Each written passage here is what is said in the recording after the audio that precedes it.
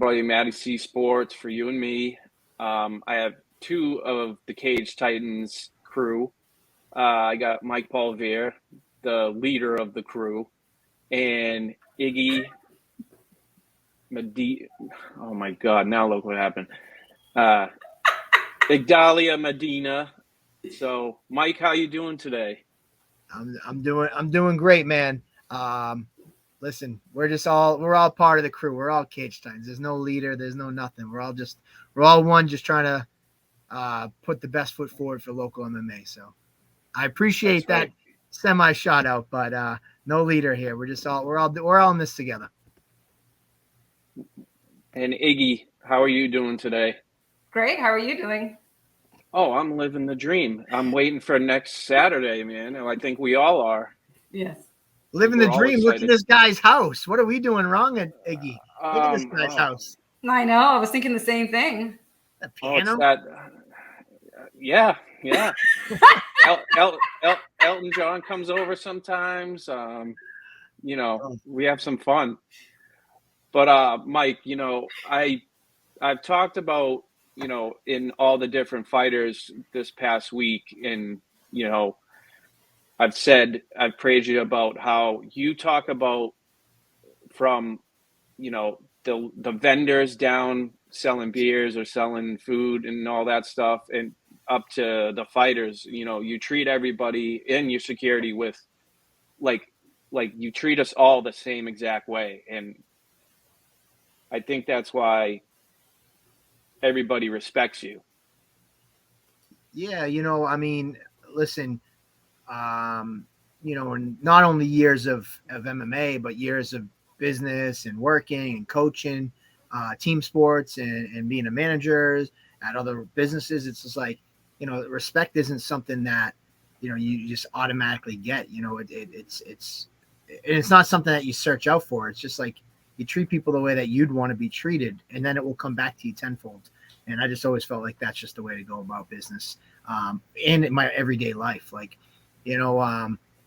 been using this phrase a lot lately, and with some of my friends and things. It's like there's two people in this world, actually, and I'll ask, do you return the shopping cart, or are you the one that leaves it next to your car and wait for somebody else? It's what do you do when no one's looking or nothing's expected of you? Because if you leave that shopping cart there, no one's going to say anything to you. It is what it is. Many people do it. You don't have to return it. Is it a nice thing? If you don't return it, no one's watching you, going to slap you by your hand if you don't. But I don't know where I heard that phrase before, but it's something that's been sticking with me lately. It's just like, what do you do when no one's looking? What do you do when something's not expected of you? Do you still do it? And that's just how I kind of live my life in everything I do, whether it's Cage Titans, my family, over here at Coops. It's just like, if you live your life that way, good things happen, and people will recognize that. I think that's true. And Matt, do you didn't return answer the the question. shopping? Do you return the shopping cart? I was just about to ask you. Yes, I do. Market Basket is a little bit of a trek if you go there. Yeah. They don't have as much as Shaw's or Roche Brothers or any of that. But yes, I do, because the elderly, you're getting in their way, or somebody who has a disability, you may be just doing that too. It's just out of respect. Respect is a big thing for me, or pretty much anybody. We all know that. And now I'm going to ask Iggy, do you return the shopping cart? Iggy, of course she returns the shopping cart. I do, and then I'm that one person that will try to attach all the other ones that are in the return thing, just because it's easier for whoever the people are that bring the carriage over. You know what I mean? Because at night, if it's raining, if it's snowy, they're gonna get stuck. And I could have told you that Iggy is true and true shopping cart returner. Now, I did have one person argue with me. Goes, well, somebody gets paid to collect those, so you just took their job from them, and you're going to put them on a job. And I was like, nice try. No. So, I mean, like I said, we're all pretty much a family in here, and that's how I feel with all this. Mike, you got me into Cage Titans, and I give credit to Peter Barrett to get me in there too. and Iggy, you welcomed me with open arms in there, and you helped me out, like feeling comfortable in that room because I'd never been in there before. So I think you're a mentor to pretty much most of this crew, and then Nick Haler, he's a all right dude, I guess. But like I said, we're all family and stuff, and I appreciate how all of you have welcomed me in here. So I wanted to say that too. No, And man, I appreciate you being around, and if you care about the sport, you care about the athletes, you have a home with us, everybody, and obviously to you, Mattie, but it's anybody that's, how do I get, it's listen, if you have a passion about this sport and you're a good person, those are the type of people that we want around, and, we welcome you with open arms. Mm-hmm. And, I called you and asked you, I said, oh, Mike, is it okay? Like, is it okay that I go to the game, to the MMA event? And you're like, you don't have to ask me. You're always welcome. I'm like, well, I feel like I need to ask you, Yeah. So, but going off topic, I mean, Cage Titans 53, man, there's been a lot of crazy stuff going on before the fights even started. I mean, a lot of dropouts, a lot of injuries, personal matters with certain fighters. I mean, Mike, you're filling in that stuff pretty quickly on short notice. So how difficult is that for you to be dealing with that? I mean, like injuries happen, part of the game, dropouts, pullouts, all that stuff. It just kind of comes with the territory. You don't earn your merit as a matchmaker or a promoter when things go smoothly. You really earn your merit when shit hits the fan. Like that's what defines you. And so like I don't want to say I welcome the challenges, but one of the good things that over the past 12 years is that anybody can match a card, but then a week before the fight and somebody falls off, how do you handle that? What do you do? That's stuff that's honed over the last 12 years, the relationships I have that I'm able to fill it in. So it's just it's par for the course. Peter Barrett was a big drop off this card. When his opponent broke his ankle 3 weeks. Oh, I thought it was his foot. Yeah, his ankle. He broke ankle, foot. But somewhere in that region. Exactly, lower extremity. We could be the Patriots and say lower body extremity, injury. But it just made sense to kind of slide him. He was actually dealing with an injury himself, so it was just made sense to slide to another card. And then we just built that whole other card on July 2nd. So it's part of the game, par for the course. The show goes on, as they say, and pick up the pieces, and you go forward, and that's it. I mean, there's not much to it. I don't know what it is. Sometimes I get lucky and I pick up a phone and I can fix. You hope for the best. We got 13 great fights on June 13th. We got 17 fights for June 13th, June 4th. We got 17 fights for July 2nd. I hope I said that right. Now I'm questioning myself, but we got two good cards. June 4th, 13 fights.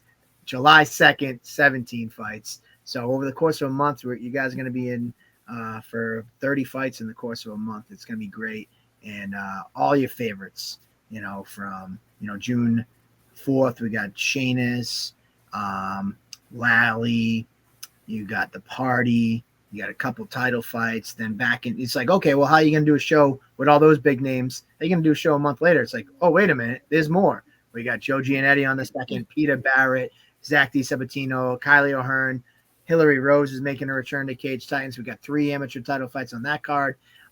It's a good time to be alive in local MMA. It's a good time to be alive with Cage Titans. And I'm just excited that we're able to continually put on events to let these guys showcase their skills and to really put their hard work out there to the masses. And that's what really, I don't want to be corny, but like warms my heart. Like what drives me is seeing these young guys and these fighters have opportunities to perform time and time again in front of great crowds, promoted the correct way. And man, that's what drives us. And and we're going to continue to do it. And honestly, I know what drives you. Monster Energy drink drives you beyond belief. That I've never seen you without one. You're like, it's like if you don't have one of those, there's a problem. Well, actually, Polvere's not Whatever feeling C4, that stuff days. C4 Energy Drink is our new official sponsor. They will be there on June 4th out front in the C4 Energy Drink tent. So this is my last case of Monster, and I'll be making the switch to C4. But yes, I live on energy drinks. That is no secret. No. But I don't do anything else. I don't drink coffee, so that's my coffee. Blue Bombsicle, that's where it's at. Yeah. And no sugars. I do the no sugar one. No sugar, so I don't do the sugars. So yeah, we're good. We're good. So Iggy, I wanted to ask you, how does it feel to you to be part of the all of this? And I know you're super meticulous, and you're just a perfectionist, and it shows when I'm with you as a co-media person. So how is it being part of this whole thing? I love it. It's great because Mike works so hard, and people don't see all the behind the scene things that he has to deal with. Like, he's a father, he's a husband, and he has his business, and he has Cage Titans, and he manages to do everything as best he can. And people don't know that he has all this other stuff going behind the scenes. And he's also running to the commission and making things happen that nobody knows. So what I want to do is make sure that it's as smooth as possible, so he doesn't have to keep stressing over something else. So that's what's great about it, is that we're a team and we're a family, and we all work well together. Like, every single person there, once you join the team, you become part of the family. Well, maybe like after the first or second time that you're there, you become part of the family, because it's like the initiation. You're just joining the family, so you're kind of like the sister-in-law, or you're the brother-in-law, or you know what I mean. So it's like, let's see if they pass the test. And once you pass, you're not going anywhere, because now you see everything that Mike does, and then you see all the hard work that these fighters are putting through.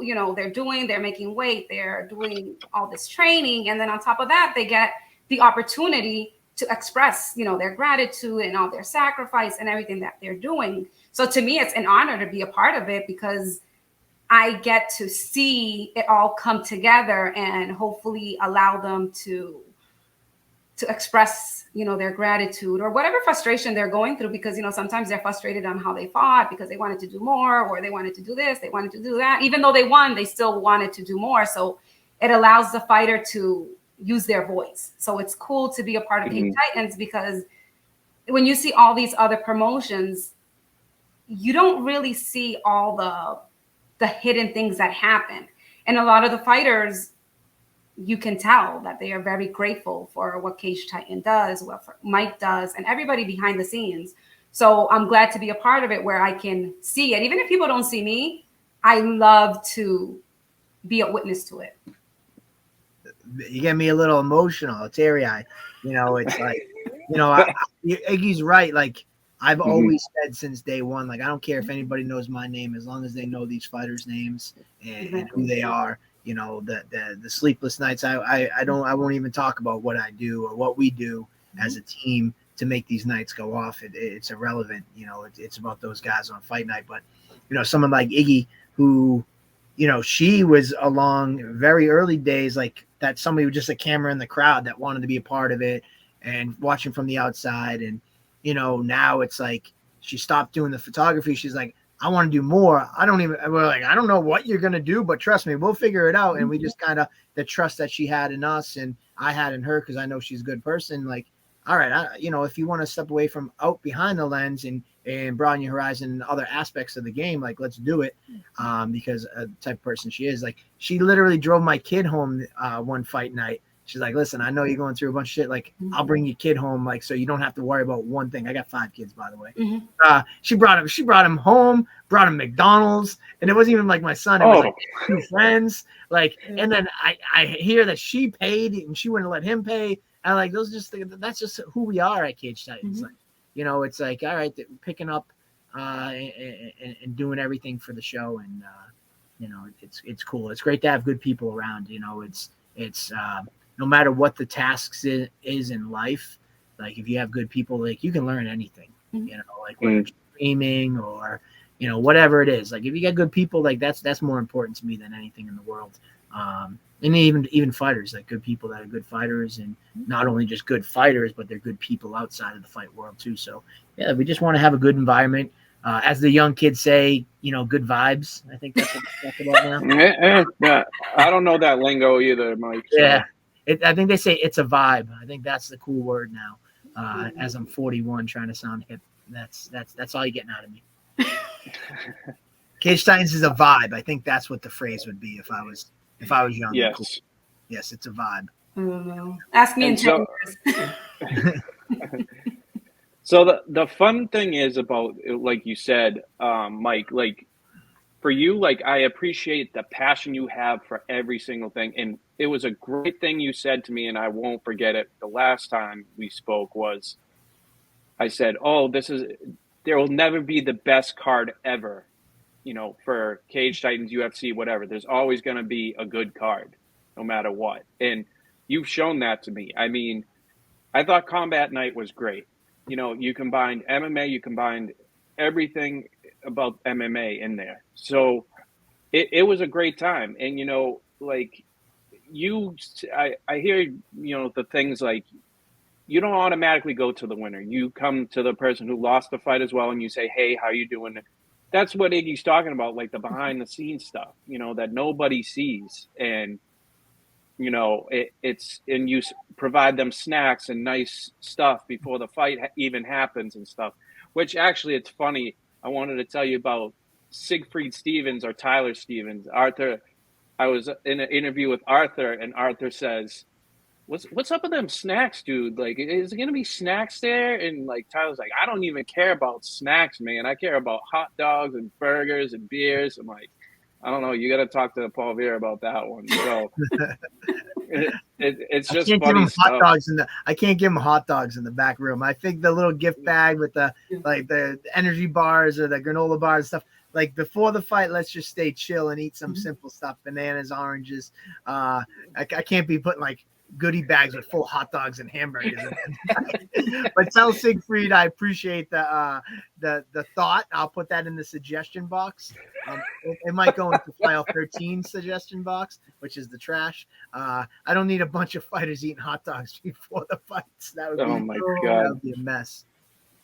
But and again, it's true. Like Iggy, and I thank you, Iggy, for always being there for me. I've talked to you outside of Cage Titans, and you've helped me out with different pointers and different stuff like that. And I appreciate you helping me out with getting into this, even though, believe it or not, you may not know, but I thank you for that as well. So I'm always excited that you're coming, and I got really mad at you that you didn't go to Combat Night, or did you go to Combat Night? No, I had car problems. Yes, that's what remember, it was. I just got a car not too long ago, like right before I know. I was upset. I was sad, but thank you for always helping me out. I was sad I couldn't be there. I was really stressing. I was wondering how everything was going. Because, Mike does so much that he'll people don't see, like he's running around sending people to get, controls for the TVs, for the people, for the fighters to be able to watch the fights in the back. And, he's running around and doing all this stuff. So then I'm like, I try to pick up whatever little piece I can. So I'm like, oh my God, who's doing that? Like, is anybody doing that? Because they don't see that he never stops. Like he is like the energizer. No. He just keeps going and going and going and going. It's not about me. Let's talk about the fighters. I do appreciate it. That's the thing. It is about the fighters. About the fighters, but if you don't do your part, the whole thing falls apart. You're like the foundation. Do you know what I mean? If not, it's just a Jenga game where everything's just gonna fall apart. Even Iggy's done some crazy stuff. Like I mentioned, my son, there was one time like I couldn't get the damn printer. We bought a new printer, and again, she's just like working the printer. Like there is a lot of stuff that like super small details that you would never think about that would come up.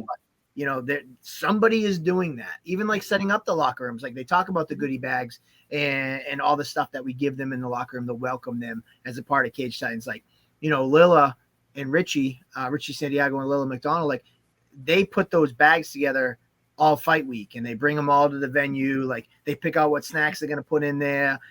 They print out the stickers and put them on the bags. Then they set up the locker rooms, and they go to, you know, Staples and print the little signs for everybody's chair. Like, so there's like a lot of little things that no one would ever see, and it just happens. But there's all of our little elves behind the scenes, like running around and doing this stuff.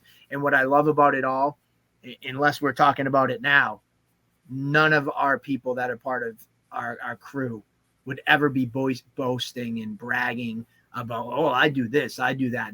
They don't do this for that. You know, when we're there till 2 a.m, 3 a.m, the night before the fights, and having to get back there at 8 a.m. Like, you know, we don't talk about that stuff unless in this environment we bring it up. But, you know, we all do it for the right reasons. And I think that's why we are who we are. And Titans is what it is, because we really surrounded ourselves with like-minded individuals. And like a while ago, I had a talk with one of my friends, and I introduced him. His name's Mario, and he's the owner of Coops. And, you know, I introduced him to a group of people. I'm like, you know what? I don't know what he does, but he's been here since day one, and he's here. Oddly enough, like maybe a couple weeks later, he actually said something to me. He's like, hey, Mike, you kind of insulted me the other day when you said, you know, you don't know what I do, but I'm always here. And I was like, whoa, man. Like, you took that totally wrong. I really feel like I don't know what I do at a Cage Time show. I don't know what Iggy does. I don't know what Mario does. I don't know what Richie, Lilla. We just do what we have to do. If somebody said, what's your job description? I'm like, I don't have to know. It's so like, he's like, shit, I never thought of that. Because I started going through it. I'm like, well, when they need change at the front door for selling tickets, who runs up and gets that? Oh, I do. That's what Mario says.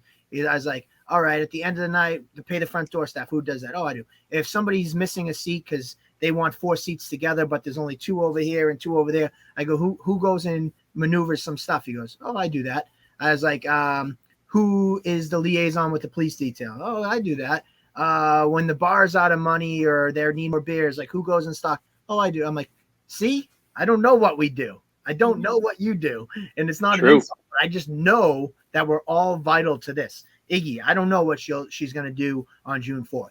I know nobody knows. Yeah, she'll interview the fighters in the back, but you know, like her and her niece might be sewing the cage mat because when we opened it up, it has a rip in it. That's something that they've done before. Like I said, bringing my kid to the folding T-shirts for the T-shirt table, updating my printer installer so we can print stuff. There's just like so many things that go on. So like when I said that to him and I broke it down like that, he was like, oh man, now I feel like a jerk. He's like, I've been kind of mad and harboring the resentment towards you that you said you don't know what I do. And I was like, no, trust me. I know how important every one of you guys are. It's just that I don't even know what I do. So it's not an insult. It's just that none of us live by, well, that's not my job description. What's my job description? And we're just all people that like, I don't care. Like, oh, you need somebody to go clean the bathroom? All right, cool. I'm in there. Like there's been shows that I've been wiping blood off the cage mat. You know, that's really what we're all about. It's just like, what's going to happen? What can we do? And that's it. And I appreciate what you guys do. And again, you guys welcome me hardcore. And, you know, it's people like you, Mike, or Iggy, like Mike, when I first had the first fight with Cage Titans, you were like, man, do you need a table? You need some water and you need all this stuff. And I was like, Mike, don't you have to put on a belt for somebody right now? I think I actually remember you talking to you and Keith at like your first show, you and Keith Hayes. And I was like in the middle of talking, and I'm like, I think this whole conversation, and I was like, actually the winner is about to get announced. I'll be right back. Like, hold that thought. I'll be right back. And that was it. Yep. Yeah. And I jumped up and I remember that. And, you know, but exactly like, well, if I didn't offer you water or get you the table, you get you set up, like somebody's got to do that. And, you know, that's what I think that I've fought for other promotions and I've seen other promotions since I've run Cage Titans, and like, you know, and it's no fault on them. but like, you know, Bellator, for instance, I'll give an example. Like my buddy Johnny Cupcakes fought for them, and you know, then his opponent pulled out. He was supposed to get a paycheck from them, and I was just like, oh well, yeah, he wasn't going to go to the show because he wasn't fighting. So they're like, oh, we'll mail it. So then I hit him up on Johnny's behalf, and I was like, actually, he decided he's going to stay. Can he come down and get the check like he would normally do? And they're like, oh yeah, he can't do that. And I was like, well, what do you mean? Like, just have the guy write a check. Like, you owe it to him. You were going to mail it to him. Like, I'm saving you. They're like, well, we'd have to put a request in and a check. And this person who writes the checks or this person that approves it, it's just like no fault on that. That's how they run their business. But for us, we're so accessible. I like that about us. You know, if you need an answer, you can come up to me. You can come up to one of our people, and they can give answers. You know, sometimes when things get too big and structured into that mold, I think you lose a little bit. So I think that forms our community. They know, you know, they can approach us and things. I mean, again, that wasn't a bad experience. Bellator paid him. I'm not by any means saying that he didn't get paid or anything, but it was just like something that's so second nature to like me. Like if somebody showed up and was like, hey, I wasn't supposed to come, but I decided to come. Can I grab that check? I'd be like, oh yeah, give me 1 second. I'll be right back. And I'll run out back, write a check, hand it out to him and be like, all right, see you later. Like no big deal. And then this example I'm giving, it was like, well, we have to fill out a request. Somebody has to approve the request. We have to see if the check provider is at the venue. And I'm like, this is kind of a lot of work for something that's so simple in my world. But anyways, I digress. Well, it's funny that you talk about Johnny because Johnny was on my show too, and that's another example of you being you. You went down with him to Brazil, am I right? When he got that gnarly ear injury. Yeah. Yeah, he said like I can't thank him enough and stuff like that. I was gonna ask you that, like how crazy was that to see like in front of you? Well, if I told you this, and you can cut this clip out, that probably wasn't even the top 10 craziest experience I've had with Johnny Cupcakes. I'm sure. Yeah, so I've known Johnny prior to me fighting, prior to him fighting. You know, through hockey. I played hockey, somebody that was a mutual friend when Johnny was in high school. So we're talking 15 years ago. He was like a high school senior, and I ran a pickup hour in Rockland, and Johnny showed up and he played, and you know, that's kind of how I met him. And then when I was fighting, he was working at a baby furniture company, and he just started training at this gym on the North Shore, BMAC, and I was training at Social Sport Fighting, and I kind of convinced him to come down and train with me. My first fight, I worked crazy hours. I was at Lombardo's at the time, and I'd get out of work at 11 o'clock at night, and there's no classes going on at 11 o'clock. So I'd call him up, be like, hey, I'm getting ready for my fight. I just got out of work. The event just got done. Can you meet me at the gym at 11:30 at night and like just get a couple hours in? And he would do that for me. So I've known Johnny Cupcakes for a long time. And yes, that was a gnarly ear injury. I don't know how much he talked about it, but it was definitely a messed up experience, like being in Brazil, you know, and having something like that happen and watching him just like, I've never seen an injury like that. Mm-hmm. And it was, I'm looking at it and I'm like, oh, I remember trying to fight with the commission to get in the cage. And like, I remember just like, when I realized what happened, I was like, what? I remember screaming. I'm like, his fucking ears ripped off. Let me in the cage. And like trying to get in the cage because like, he's just sitting there. He has no clue in his ears. Like the picture famously, his ear hanging. And I'm like, oh, when I finally realized it set in, I wanted to go in and like comfort him and like kind of like, I thought he was in shock when it happened. So he didn't really know what's going on. And no one speaks English and they're all like doing whatever. So I'm like trying to get in the cage. And then watching them do like surgery in the back room, sewing him up was another weird effing experience. Like bugs. It's like an open air stadium, and there's like bugs crawling on the. You know, you're supposed to be in this sterile environment, and as they're literally attaching his ear, and there's like bugs crawling and like mosquitoes smacking you in the face. It was. Then we wrapped his head up. He had his whole head bandaged, and he's like, "Screw it, let's just go out to the bar and get some drinks." And all night we went out with this big mummified around his head. But even still, that probably wouldn't even be a top 10 moment of craziness with me and Johnny. So It's great to see our friendship grow over the years. That's kind of where I am at in life right now, like 12 years later with the Cage Titans, like seeing all these people who have grown and now graduating from like when I just met them and they were first time amateur fighters to their pro careers to now they're training and coaching people and they're having their students fight on my cards. We talked about Iggy earlier, like where you started and where you are today. That's like what's just so fascinating to me and so much so much I love about it. Like last night I talked to the guy. I haven't talked to this guy in probably 10 years. The guy who created the original Cage Titans logo, I had to hit him up for something else. I haven't talked to him in years. And he's like, holy shit, I can't believe he's still using this. And then I started looking through his portfolio. I'm like, wow, like your artwork has grown so much from then to today. Seeing the graduation is really what I really enjoy here. So.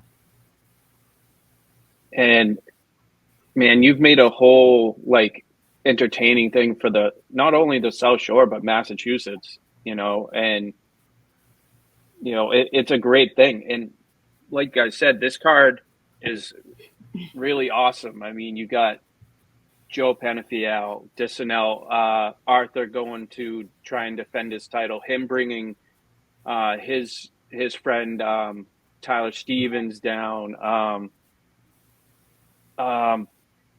Shane is coming and fighting a kid from France. Who That's crazy. I don't know much about him. I mean, you probably know more than me, Mike. But dude, it's insane to me that in this breadth of this fight card, we're talking about flying in a European fighter from France. It's like this promotion. When I started it 12 years ago, was like, all right, we'll do one show. We'll do 2 shows. We'll do 3 shows. And it's like, all right, it was always locals versus locals. And then it was like, all right, we'll bring other people in from outside New England. And it started bringing in a little bit of out-of-staters. And then like my biggest thing used to always be like, we flew somebody in from Alaska before. Like that was like my holy shit moment. Like we flew somebody in from Alaska and we flew in Spencer Higa from Hawaii. Those were my 2 like, they're like, oh, where do you get your fighters? That was a good one. Yeah. I'm like, we get our fighters from everywhere. I'm like, we've flown somebody in from Alaska, from Hawaii, all over the country. Now, after this show, I'm going to have to change that. They're like, we flew a guy in from France. Like, it is kind of funny and kind of cool. But this kid is no joke, no slouch. Yeah, I saw the stuff on him. Yeah, man, he's been around for a while. This kid don't play. And, I mean, I think that the story of this fight is clear. Sheamus is a guy that's going to grind you out, try to take you down. Yeah. And this guy, Bryce, he likes to stand and bang and trade. Off the top of my head, I don't want to, but I know he was like a karate, kickboxing champion. He has multiple accolades. He's a black belt in judo, black belt in karate, I believe. So like this kid don't play around. So this should be a great test for Sheamus. I said it last event. I hope that was his last fight here locally, and he graduates on to Plymouth Memorial Hall to the UFC. If he picks up this win, I cannot say that he should not be in the UFC. Like if he gets this win, he definitely should. This should be his last time he sees Sheamus inside Cage Titans. And Don is hungry, and his polite words to me were pretty funny. He said, I'm going to F this up. I'm going to take this belt, and then I'm going to surprise this belt. And I was like, oh, my God, Don is ready to go. And, he's so dedicated to the sport, too. And his love for dinosaurs, that was a little crazy. Yeah, I said, if you don't give me one, I'm going to be mad. And I'm sure he's going to pass it on to Iggy, too. Yeah, man. He gets a lot fired up because it's been he's been on that cusp for a little while. So it's only a matter of time. He's got a tough test in front of him. So let's see how things go on Saturday. Because what you don't realize is there's been plenty of times guys want to do back-to-back and multiple fights. It's like even in a win, you could still come out not 100%. So let's focus on Bryce. I just pulled it up. His background, he's a black belt in karate and judo, so I was correct there. He's a national former Sanda and Pancration champion as well. He has boxing background as well. So, this kid is well-rounded. Yeah, we're definitely no joke. He's coming in to kind of steal the shameless hype train. Because imagine a win for this kid off a guy that's maybe one fight away from the UFC. That all of a sudden those scales tilt to Bryce, and he could be right there. So this is a great fight at the top of the card. In addition to the party in Disnell, which will be another. Oh Jesus, yeah. I don't even have to hype that. Those two guys hyped the shit out of that on their own. When you say the party's on a card, he just is synonymous with like must-see TV. And my God, he is so funny, man. He's like, he makes up these insane like isms. He's like, I'm gonna be the emperor of Egypt, and I'm gonna take over the world. I'm gonna spread all over the world. I'm gonna put my hands up and hail. I don't know. He just says some crazy stuff. Like it's just out of this world. But he just is on the fly, does it. It's crazy. And yes, like you said, like it was funny. I showed Joe Penafiel. I showed him. I was like, we were talking about Bloodsport or something, the old Jean-Claude Van Damme movie, and Bolo, the guy who plays Chong Li in Bloodsport, and I was like, oh yeah, like that movie's great, and then literally like 10 minutes later, he sends out one of the scenes from the first fight in the movie to Chris, and he tags him out in it, and Chris and him are going back and forth. I'm like, oh geez, this is gonna be a good one. Yeah. But I mean, there's so many good stories in this card too. I mean, you got Valdina and Stevens, which Stevens is making his debut here from Alabama with Arthur, bringing him up here. And then Valdina is like, him and Arthur, that fight last time was unbelievable. It was incredible. Yeah. Back and forth action with that. And I mean, if you saw what happened when Arthur came up his last fight, when he fought Valdina and won the bantamweight title, he brought two teammates up. He brought Anna Crutchfield up, and yes, an unbelievable performance. So what SBG Alabama is all about. So when you bring somebody up to come up with Arthur, they're not coming around to play. They're coming to win and bring home victories home. This kid Tyler Stevens he's 8-4. You don't see a lot of amateurs with that much experience. 12 fights. A lot of guys, 3-4 fights, and then they want to go pro. This kid's doing the amateur scene right, and he's getting as much experience. And he found his counterpart in Valdina. Valdina said to me, he's like, I'm going to take as many amateur fights until you say I can't get any more amateurs to fight you, and then I'll go pro, because I want to make sure when I go pro, I'm 100% ready. I've seen it all, and that's what he's here to do. I mean, and he's got a great support system behind him that allows him to do that. Sometimes guys go pro a little too soon, and then it's like, all right, then you the first time you see something, you're a pro, and you can't erase that loss. So these guys are both doing it the right way. So there we go. And Anna, you speak of that. Wasn't it was Aaron Johnson's birthday? Wasn't it Aaron Johnson's birthday that night? That's her name, right? Yes. Aaron Johnson lost on her birthday. She ruined her birthday. And again, if Anna was any kind of like nice person, she probably would have been like, all right, it's her birthday, it's her 21st birthday, I'll let her get the victory. But she came up and whipped her ass. Actually, she didn't whip her ass. It was a good fight. It was an unbelievable fight. The women fights always bring it. I mean, remember our last event, Kylie O'Hearn, Gabrielle Golfin? Great fights. Definitely. And Brendan Boats, I was talking to him too, him going for his last hoorah, and it's kind of like you, Mike. I mean, he's a family man, and he's very respectful, and he's part of Johnny Cupcake's crew over there, and he's just a well-rounded person. And I said, "Are you gonna put the gloves on?" He's like, "I don't think I'm worthy of that. I'm just a regular fighter. I got two fights on me right now." I said, "That don't matter. It's not like cool. Not a big deal." Yeah, so there we are. So he got into sport a little later in his life. I don't know how much of his story he told, but he had some medical issues, and then he found this sport to kind of rehabilitate himself and get healthy. And then the fight was supposed to be a one-time thing and done.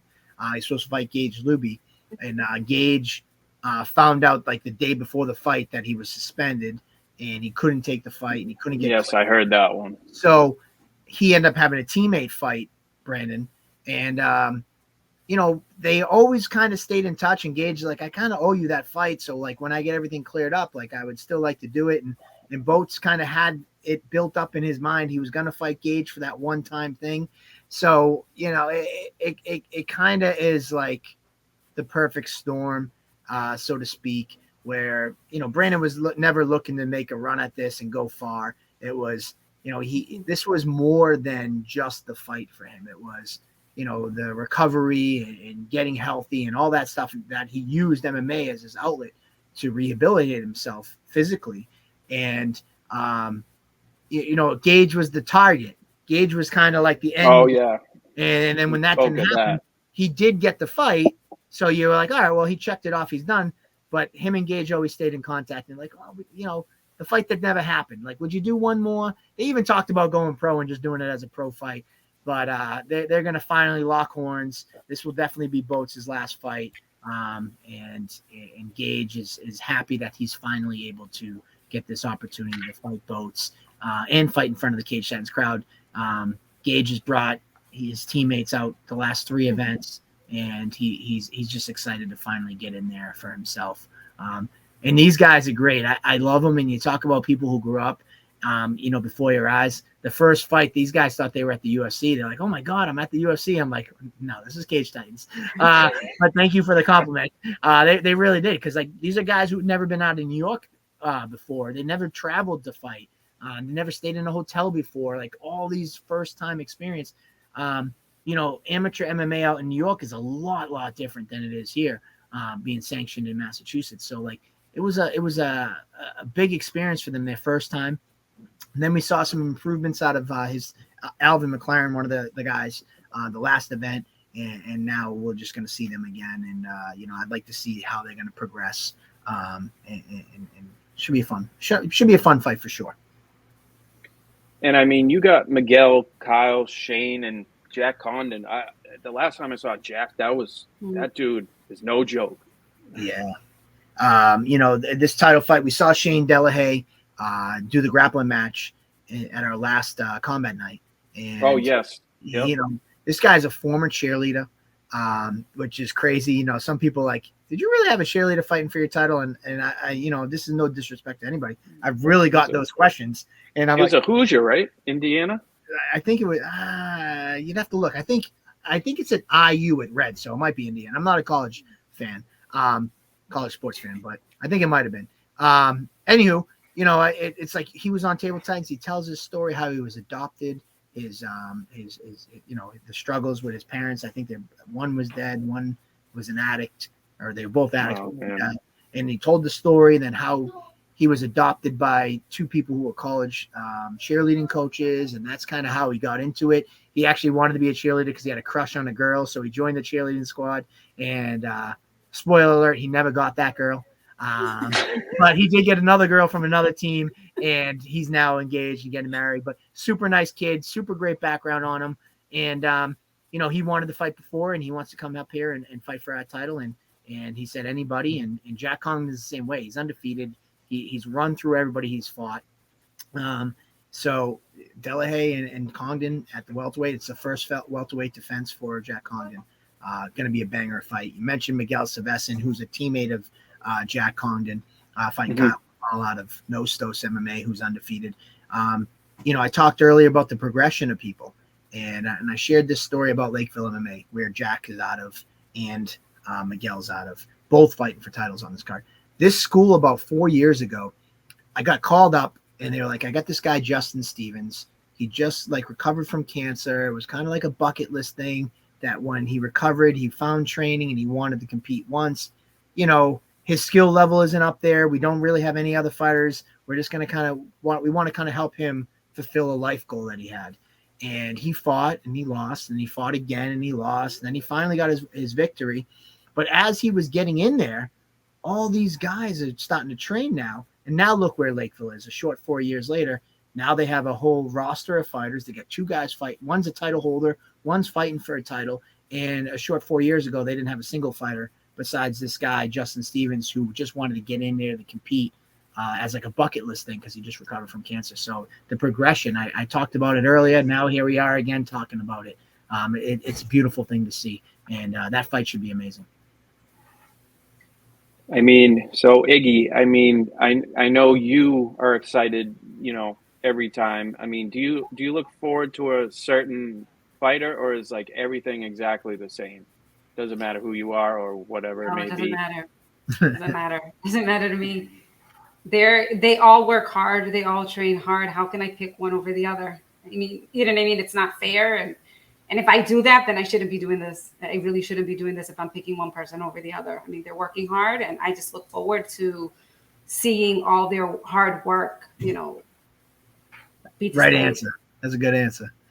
That's one thing that we always pitch at Cage Titans, like back in the day, like in the social media era. Like I even tell people like Brandy, who does our medicals and things like that. It's like Andy, I've kind of gotten him conditioned, and a little bit of Richie. It's like, hey, like don't even like people's statuses. Like, you know, you can't like, because then if you like one, that other fighter is gonna be like, oh, he liked his status, but he didn't like mine. So like, I know myself, like me and a bunch of our people are like conditioned, like we show no favoritisms. Like everybody's our favorite. We'll treat every fighter like, you know, the same.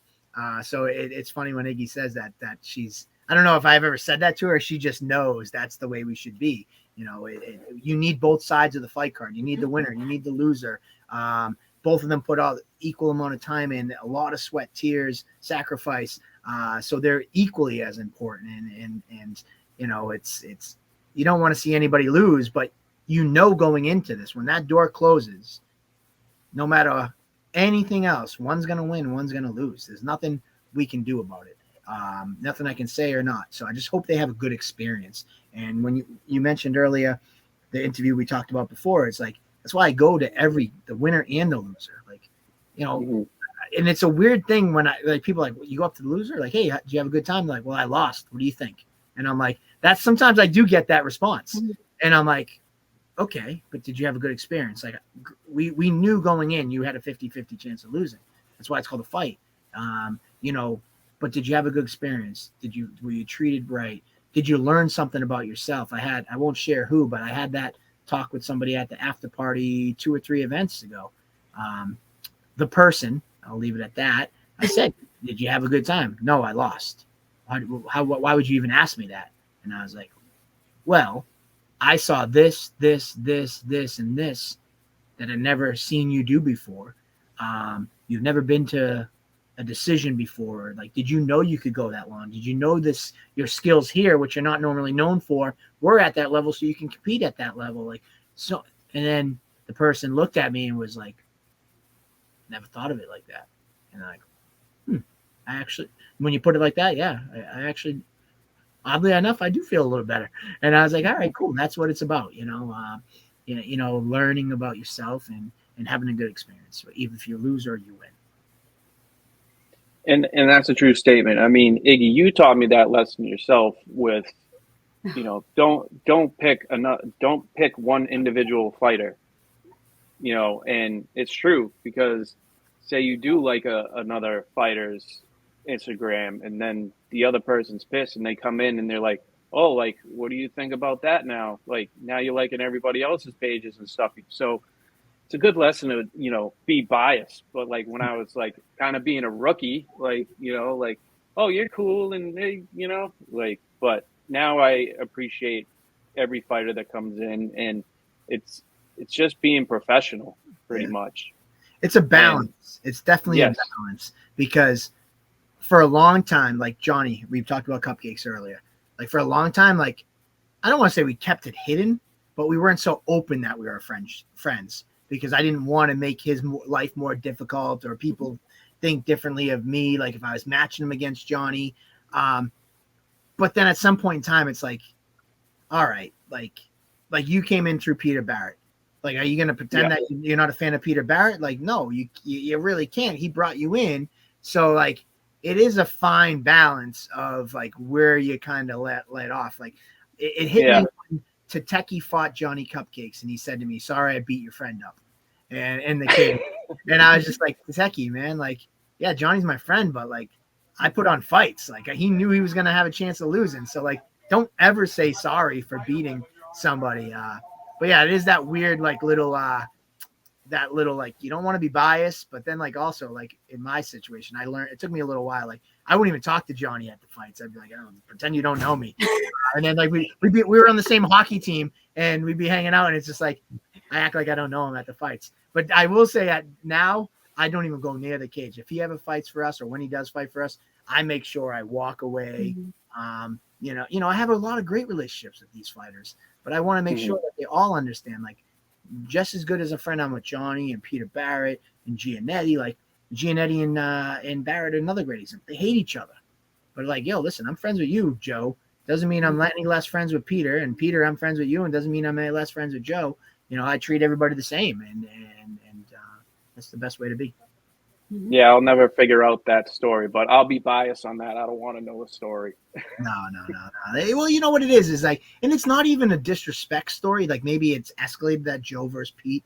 You don't want to know, but I'm gonna tell. Like it just is. Like JoJo was a kid in the crowd watching Peter Barrett grow up through Cage Titans and be looked at as one of the best in New England. Well, you're in the same weight division. You're watching this guy succeed. Naturally, what happens? The student becomes a teacher or whatever, the evolution. So everything that Pete was achieving, Joe's below him because, you know, he's just getting his start. He's looking up to him to some extent. But then eventually when Joe started climbing the ranks, it was like, well, Pete's at the top of the ranks. Like, if I want somebody, I'm going to have to take him out. And that's where the animosity might have started coming. And then it got fueled by the fans, because they both have great fan bases. You got them in a closed room. I don't know if they'd hate each other, but it became more of like, because we're in the fight game, people don't understand. Like, you know, if you were in a team sport and there was a team at the top, it's like, oh, I want to go out and beat them because I want to be the number one team. Doesn't mean I hate those guys. Doesn't mean anything like that. It's just like, all right, if I'm playing one-on-one basketball on the at the courts, it's like, all right, that guy's the best guy here. Like, I want to beat him. I want to be the best guy on the courts.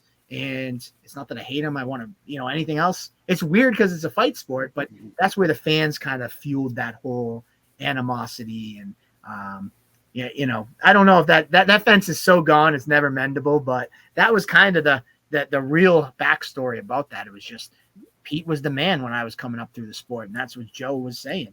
I was an amateur and Pete was this tremendous undefeated pro. And then I became a pro and I was undefeated. And it was like, well, I got to take him out if I want to be looked at as the best in Cage Titans. And it's no secret. If you said right now you're a 135er in New England, would you not say that, like, I'm looking at Party, that he's the top guy right now? And if I'm 4-5-0, 6-0, and I'm feeling good about myself and I want to make that push to the next level, I'm going to call up the Party. Everybody loves the Party, but he's where you want to be. So that's kind of what you would do. If you want to take somebody out, you're taking out Don Shanis at 45. You're taking out the Joe Giannetti's at 55. You're going to have to run through like a Lally or Billy Goff, Marty Navis, Trevor Goody at 70. Like that, and our guys are so active and they compete so often with under our banner because we keep them active. It's not that hard to see who you're going to fight. You talk about like Valdina. It's like, all right, if he ends up going pro, all right, you might have to have a pro debut against a Rob Fuller.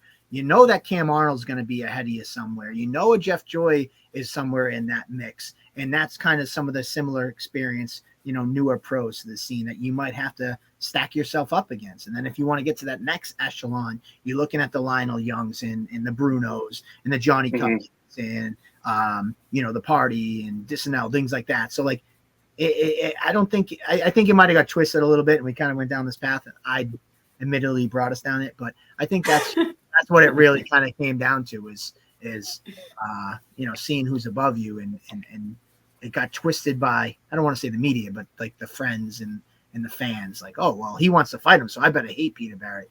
And, oh, he wants to – JoJo's calling him out. Screw JoJo, and his fans hated him. It's like, nah, man. It's like, you know, I don't know if you played pool back in the day when I was a little kid, like you'd put your quarters up on the side of the pool table. That means you want to play the next game or whoever wins. Like, imagine if every time somebody did that, they'd be like, oh, after you, I'm going to kick your ass. It's like, no, I just want to play next. Like, I want next. I want in next. It means nothing more, but it got twisted a little bit. Well, it's funny you say that, the things you find out. I never knew that Pete's pro debut was against Lionel. Yeah. And I didn't know Joe Giannetti was supposed to fight now Patty the Batty. Didn't know that was happening. And when I told you Joe Giannetti fought in LFA, you didn't know that. You know, it's just the fight game is like you find weird stuff and weird coincidences, and that's what happens. I mean, but again, like, this is a great sport, and Cage Titans is a great thing for everybody. Bring the kids, bring everybody. Like, you know, like you can bring literally everybody, and it's a good time. It's funny you say bring the kids. We were joking around. I had lunch with Richie and Lila, and we were talking about Cage Titans, and we said we should start our own Cage Titans daycare. Like, how many parents want to come to the fights, but they don't want their kids out in the crowd. So we were thinking about converting the back green room into like a place where you can bring your kids and leave your kids with Lila, because she's a school teacher and she'll just kind of hang out with kids. The crazy shit that we think about. We had moms. One fighter's wife was nursing in the back room. Like, but yeah, we talked about today. Literally today, we were talking about doing daycare in the back green room. It's funny you said bring the kids. So you're kicking me out already? No. We have 2 green rooms, so let's have the fun now. You know, sometimes my kids are running around. I got my littlest is 2. They're running around. So yeah, we joked around. We're not doing that. I don't think anybody in their right mind would come to a fight with their kid and leave it in the room. It was just kind of funny. You just said bring them with the kids. You're joking. Your son was doing the framing for the posters, right? Yes, that's one of my kids, my 13-year-old. He makes the. That's in the next room behind me. Oh, the next is that the next room of your mansion behind the piano? Yeah, next to Elton. Yeah, I got the shittiest room. This is my office at Coops. There's nothing exciting here. This like old style couch. I got freaking clothes. I got curtains hanging. I got nothing compared to you, man. You gotta live in the life there. Look at that sofa. Yeah, if you really saw my actual background. Iggy's got the best set of us all. Like, I love how she. I know it's that's like, I don't even think there's a single speck of dust in that room. I do like the picture. I know that's a Cage Titans picture too, with a red blouse on. Yes, it is. That's the photography with you with the camera, isn't it? That's the famous one. Yep, famous one. Famous one. That's Iggy picture right there. Yeah, that's from Martina. She took the picture, and I had it printed and framed. Oh, so cute, so cute. You and the lions too. I love it. Yes, I'm a white tiger person. I'm sorry, the tigers. Yeah. I will say my OCD though, Iggy, you got one black and white picture, then you got a color. You got to either do all color or all black and white. Dude, you know how many times those pictures have fallen? And I have to like move on, and I just have to stick it back up before I do an interview. That's not the way that it was set up at all. But it fell behind, and I had to pick it up and stick it on, and I'm just like, oh, there's another picture on the side that's on the floor that I got to replace it. But I didn't realize it. The black and white was supposed to be in the middle, and then the other picture was supposed to be, and I didn't see it until it is what it is. Until I pointed out my OCD. I appreciate it. Thank you. You saw me earlier moving things. Yes, I did. So what else you got for me, Matty? Matt Coops, I got a busy Saturday night, so I got all right, I got like 2 more questions for you, brother. Ask away. And Iggy. So you know what this is. Second win. Yes. Tell them. So you have C4 at the event. So they're also doing another Cage Titans beer for you, right? For the event. Yes, we do have Cage Titans IPA. I was gonna see it's Fight Night IPA. You know, it was in the brewing process when I went there. So yep. So actually, I know it's happening. I just finished the label for it last week, and I know they're labeling on Wednesday. So the great thing about Second Wind is they've come up with this great formula and this great beer for us at Cage Titans. This is something we talked about with them before COVID, and they finally kind of came up to production when they wanted to do something nice for us at Cage Titans 50, and it was such a hit that we've done it every event since 51, 52, and in every event we so I got it. 50. There you go. Oh, there it is. Oh, Yeah. there you go. I see it. You got that screen. That's when you know you're a Cage Titans fan, man. There you go. So and I know I like the Cage Titans 50 shirt, but they've kept 51, 52 every show. They give me the privilege of designing the label, and I always make it in the theme of the poster. So it's going to be the same exact theme. The Kylie and Gabriella Golfin picture is going to be on it. Fight Night IPA, Second Wind. We'll be serving it at the fights. If you want to go to the pre-fights, before the fights, they always are open. They have their deck open. You can go down to Second Wind. It's only 2 blocks down from Memorial Hall. So go get a pre-game beer, so to speak, and then come on down to Cage Titans at Memorial Hall. And my last thing is, are you ready? That's a loaded question. Of course, I'm always ready, man. I'm excited because I've said this before. When I never thought we would be doing another event again. Just a short year ago, when we were shut down for so long, we came back. It was like, wait a minute, we're really doing this? Like, we're coming back. I really didn't think it was ever going to be a show again. And then I kind of thought to myself, once we came back, it was like, all right, Mike, this responsibility is on you and on Cage Titans. Like, we need as many events, get everybody busy, get everybody going, and like, let's just jumpstart MMA here in New England. And this will be our 8th show in 11 months. And then next month's show will be our 9th show in 12 months. We were doing 5 shows a year in a 12-month span. Now here we are, 9 shows in 12 months. I'm so ready for this, but I will say that I'm so ready to kind of get back into our groove. I think that we've done our job now of really jolting MMA back. You see guys, we got the fights for these guys. Like, we got the fights for Goff. We got the fights for Connor so they can graduate onto the UFC and Contender Series. Same thing you'll see with, hopefully, if it goes well for him, Sheamus. You got that next set of echelon guys that are always right there. The Party, Sheamus's, guys like Joe Giannetti, guys like that. Peter Barrett trying to get back in. I just felt like I'm so ready for this next month, I will say.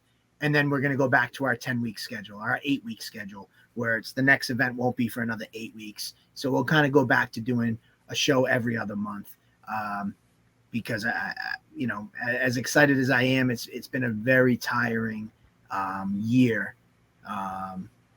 But I'm so happy we did it. Imagine in my life or the void in the MMA community, and that they would have if we didn't have these events, and the fans are showing up in droves. It's like, all right, cool, Mike, you're wearing out, you're welcome. Like, slow it down with shows. It's like, the fans haven't shown that, the fighters haven't shown that. They want more. They're asking more of me, and I'm like, all right, we'll give it to you. And so I think after this July 2nd card, we'll probably go back to our normal pace. I think it's August 27th and then October 29th. And, we did 2 shows in one day. We did 2 shows in a month. We're doing another 2 shows in a month. Though it's June 4th and July 2nd, it's less than a month's time. Yeah, so I'm ready, man. I'm ready. I'm excited to pack Memorial Hall once again. Tickets are insane. Fighters are like, really? Can I not get any more tickets? Packed. I was real hesitant on the July 2nd card, just to shift focus to the card after this one. I was real hesitant on pulling the trigger, but I was like, well, I don't have enough room to have Giannetti, DSAB, Barrett, Kylie, Joe Poirier, Hassan Graham. I didn't have enough room to put all those guys on the June 4th card. And the only date they had at Memorial Hall was July 2nd. So it was like, oh, shit, man, 4th of July weekend, is that the best idea? Are the fighters going to want to fight that weekend? Are they going to be available? And now here we are. We got 17 fights. I probably got 2 more that I'm looking at making. We might end up like 17, 18 fights. So yeah, it's good. The fans have responded, and the fighters have responded, and we're just going to keep bringing you the best product we can, the best fights we can, the best live viewing experience you can, and yeah, that's it, man. That's all I got. All right, Mike, I really appreciate it. I know you got to go to work, and you got to tell me what the name of that meal is that I like there. I forget what it's called. I don't remember, dude. It's You know what's chicken fries and hot dogs. that was It's called all in one thing. It was called the tailgater. We actually, I will Yes. say, we don't have that on the menu anymore, but we will Oh, gladly no. we will gladly make it for you. It's not that hard. We still have all the ingredients. Well, we've since switched gears to like a pick your own kind of tailgate sampler, but we used to have one. So we'll call it the MattieC's sampler. Call it the MattieC's sampler. Yes, maybe we can do it. But yeah, you know, when you said it to me earlier before we went on air, it's like, shit, do I have the heart to tell them that I don't have that on the menu? But we do have hot dogs. We do have all the items, but we switched gears. We made it like a pick your own. It's a pick 4. So you can just kind of pick whatever you want and put your own little tailgate platter together. But yeah, Coop's Bar and Grill, you know, just like you fighters. Yeah, come down here and it's see so us. Good. You know, you'll see a lot of familiar faces. I'm here. Dave, bartender Dave, who runs the bars at Memorial Hall as well. He's here. You'll always see a fighter or two coming by and saying hi to me, picking up tickets, doing whatever. And yes, man, like just like you fighters, I work full time as well.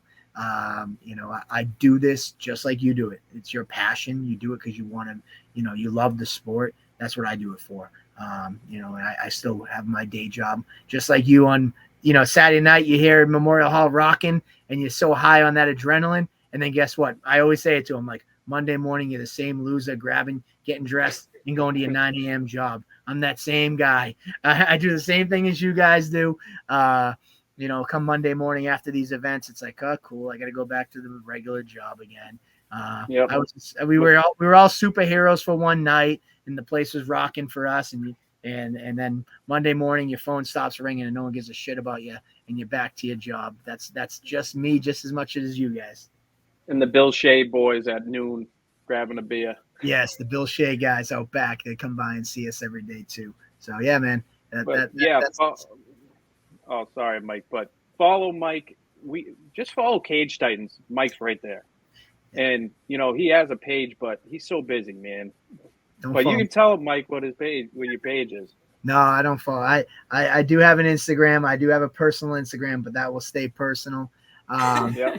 It's funny because I will post some Cage Titan stuff on it, and my sister-in-law, shout out to her, she's always like, you have it in your title of your Instagram, not for business, but all you post is Cage Titans or Coops, and she's like, you wrote not for business, and I'm like, yeah, but I just don't want like regular people like hitting me up and like, but people don't listen, man. People hit me up on my personal Instagram and be like, hey, can I get a fight or something like that? It's like, dude, what don't you see? Like, hit me up on Cage Titans Instagram, even Facebook for that matter. I don't use Facebook personally anymore. I just have it as my page. You know, Nick Heiler, our social media guy, is like, oh man, you gotta get like a Dana White Instagram where people can follow you. I'm like, I don't give a shit about people following me. Like, follow the brand, follow this right on this side. Cage Titans up here above my hey. Follow Cage Titans. That's the real star of the show with all the fighters. And so follow them at Cage Titans on Snapchat, Instagram, Twitter, TikTok, YouTube, Facebook. If you want to find us, you can find us across the board at Cage Titans. My story. My daughter picking the winners. So I love that. You know what? That is such a cool. I got to give you credit, Mattie. I don't know if it was her idea or yours. I think she's the brains of the operation, so I'll give her credit. Okay. But you know, with MMA media, you know, we fall into like the let's just regurgitate the results of the fights, and you know, whatever. That's all. You know, that's what it sometimes it becomes, or you know, that is something unique to you that no one else can do. So that's what you should be bottling. That's something that's really cool. It's funny. It's, you know, it's just unique. It's something else that no one else is doing. You know, you're marching to your own beat. And I think you're onto something there. That's a hit, man. And I think you should definitely do it. Get her graphics or something, and you know, you can really play it out, because that's something that no one else can do. No one else has your daughter unless we go kidnap her. Yeah. Shh. Okay. I got 5. I don't need any more. But that's a cool thing. It's funny. I saw all the fighters sharing it because they thought it was cool. Yeah. You know, that'd be a cool Arthur thing. loved it. Yeah. Arthur was a big hit, and Pete's already seen my daughter, so he's like, "Oh, that's cool," and he signed a shirt for her and stuff too. So, well, remember that show, like Kids Say the Darndest Things? It's on. I don't know if it's still on, but like it's just kind of funny and it's kind of cool. Like it's not something that anybody else is doing.